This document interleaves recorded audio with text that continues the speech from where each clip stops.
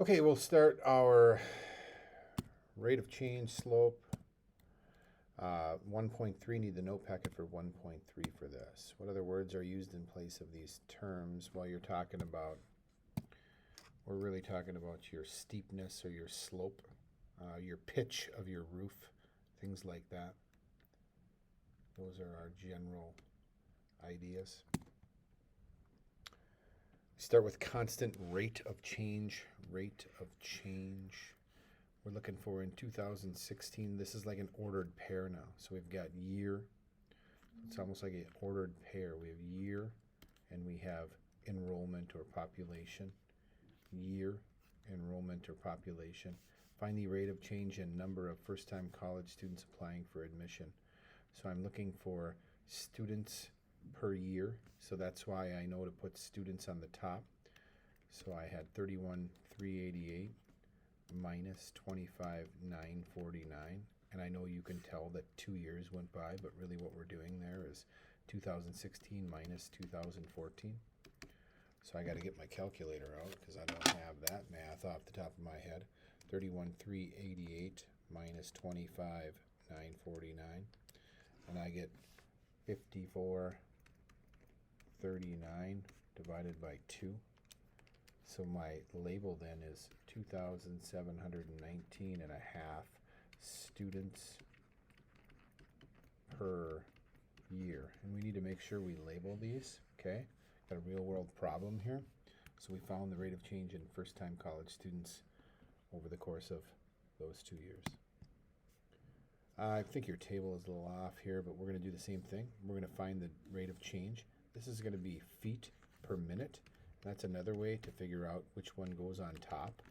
All right, so I've got 16 minus 8 over 4 minus 2. I could use any of these things for a rate of change as long as it's constant. 8 divided by 2 is 4. 4 what? 4 feet per minute.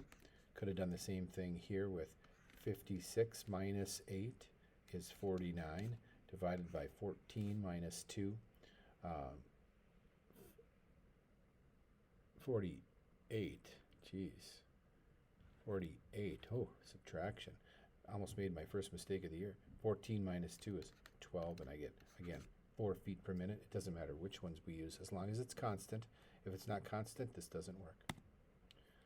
Looking at a graph now, we're looking for the average rate of change of percent of households with computers. So this is back in 2000 to 2004. Always interesting to see because now we're probably at almost 100% for computers in households. So I'm going to do percent over year, and I can get that right off of here. So I'm going to go 74 minus 61 over 4 minus 0. So I'm going to do 13 divided by 4. That's going to be 3.25, and that's percent per year. Again, we have percent and year, and that's our change in y over change in x, which is exactly what we have here. M is going to be the slope, right? Here's my equation.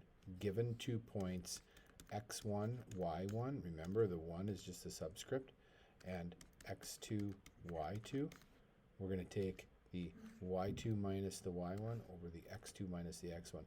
It actually doesn't matter which ones you assign to be x1 and y1 and which one you assign to be x2 and y2. You just need to be specific. So slope is the change in y over the change in x. And sometimes we write change in with the Greek symbol delta, change in y over change in x. That's what that means in words, okay? So sometimes that's a little quicker. Find the slope. I would do negative 2 minus 4. That's the x1, y1, x2, y2 over 1 minus negative 1. You really got to watch your negative signs here. Negative signs, like negative people, they're no fun. And I get a slope of negative 3. Negative 3 or negative 3 over 1 down here. 7 minus negative 3 over 2 minus 9er. I get 10 over 7, and that's it. Notice if I went the other direction, negative 3 minus 7 over 9 minus 2, I get, whoa, wait a second here. That should be a negative. Whoa, geez, I almost made my first mistake of the year right there. negative 10 sevenths, and this would be negative 10 over positive 7. So I get the same answer either way. Find the slope of the line. Now we're just going to grab our pencil. We're going to go rise over run. So change in y. Y is up and down. Change in x. X is left and right. I'm going to do rise over run. So this is going to be vertical change, horizontal change. Up is positive, down is negative. Right is positive, left is negative. So I go up 1, right 2. So I have a slope of up 1, right 2. If I went the other direction, now it's down 1, left 2. Down 1, left 2 is negative 1 over negative 2. It's still 1/2. It doesn't matter. I would maybe go down 2. So I'm going to have down 2 is negative, right 1, 2, 3, 4, 5, 6, 7, 8, 9. And there we go. Doesn't matter if I go the other way. Up is positive, left is negative. I'll get negative 2/9. Okay, last thing with slope. Now they've given me an x1, a y1, and an x2, and a y2, and they've given me a slope. So when I'm talking about m equals y2 minus y1 over x2 minus x1, now I'm going to have 5/3 equals r minus 8 over 11 minus 5. Well, that's really 5/3 equals r minus 8 over 6. And now I'm going to cross multiply. 3 times r minus 8 equals 30. Now I've got options for solving my equation. I could divide by 3 right away, or I could distribute 3r minus 24 equals 30, and I get, add the 24, 3r is 54, divide by 3, divide by 3, r is 18. And let's check it out. Does 18 check out? 18 minus 8 is 10. 10/6 is 5/3. Probably could have recognized that right away. If this is 3 and this is 6, this is 5 and this is 10. If this is 10, this is 18. Down here, same idea. y2 minus y1 over x2 minus x1 equals negative 1 over 3. I'm going to just choose to put my negative up there. That's fine. 4 minus negative 2, that's 6. So I can make that into a 6, and I can cross multiply. And I get negative 6 equals 3 times negative 2 minus r. I'm going to divide by 3 and divide by 3. Negative 2 is negative 2 minus r. Add 2, add 2. 0 is negative r. R is 0. Oh, that was anticlimactic. So r is 0. Does it check out? Negative 2 minus 0 is negative 2 over 6 equal to negative 1 over 3. It is. Okay, y equals mx plus b. M is the same m here. This will still be the y2 minus y1 over x2 minus x1, and then b is the y-intercept. And the y-intercept always occurs when the value of x is 0. So we have a slope, and then we have the point where it crosses the y-axis. That's where it intercepts the y. So we're in good shape there. So this is the most basic form of slope-intercept, because you have a slope and an intercept, and that's why it's named that way. Coincidence? Nope. So I've got a b of 4 and a slope. Find 2 points. Up 1, 2, 3, 4, right 2. So my slope is up 4, right 2. That's 2. Boom. Y equals 2x plus 4. I can also tell I'm going down, so it's going to be negative. I got a b of 1, and I'm going to go there to there. Down 2, right 1. Down 2, right 1. M is negative 2. Y equals mx plus b.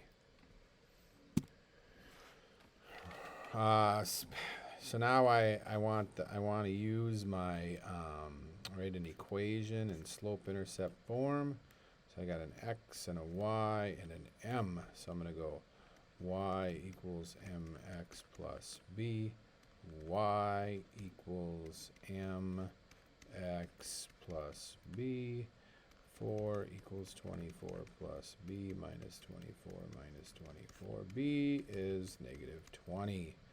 Y equals 4x minus 20. So that's the equation of the line. that passes through this point and has this slope. Again, mx, y. Y equals mx plus b. Solve for b. Y equals negative times a negative is a positive. So I get 6 plus b. Move the 6 over. B is negative 5. What's my equation? There's my m. There's my b. Y equals negative 2/3 x minus 5. Slope of 0. That's interesting. Y equals mx plus b. 25 equals 0 times 4 plus b. Oh my gosh, b is 25. That's awkward. Y equals mx plus 25. Wait a second. 0 times anything is just 0. Y equals 25. Oh, I remember this. That's a horizontal line. And horizontal lines have a slope of 0. It's going to be every single point has a y coordinate of 25. Huh, I remember it now. Write an equation in slope-intercept form for the line passing through this. So the first thing I'm going to do is find the slope. 4 minus 1 over negative 3 minus 6, which is 3 over negative 9, which is negative 1/3.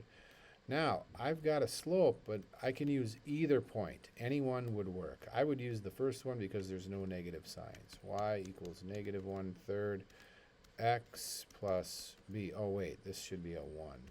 Sorry. 1 equals negative 2 plus b. Add 2. 3 is b. Y equals negative 1/3 x plus 3. And there we have it. Same thing here.